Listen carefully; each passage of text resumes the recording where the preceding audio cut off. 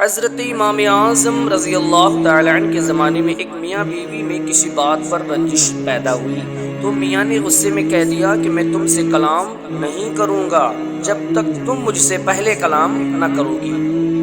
بیوی نے بھی قسم کھا لی اور کہا خدا کی قسم میں بھی تجھ سے بات نہیں کروں گی جب تک تو مجھ سے پہلے کلام نہ کرے، بات نہ کرے۔ اس کے بعد دونوں نے ایک دوسرے کو بلانا چھوڑ دیا اور بڑی مشکل میں پڑ گئے۔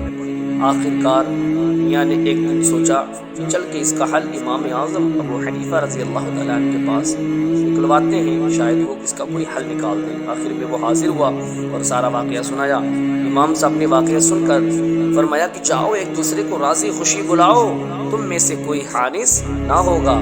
حانس نہ ہوگا، حانس کس کو کہتے ہیں؟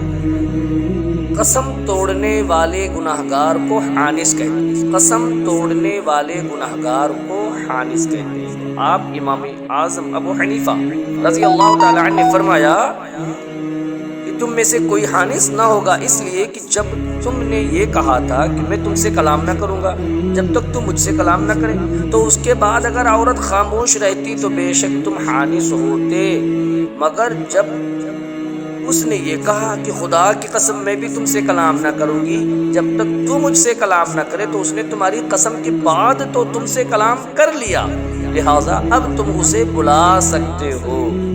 جواہر البیان صفحہ نمبر 95۔ سبق اس سے کیا حاصل ہوتا ہے؟ امام اعظم رضی اللہ تعالی عنہ کا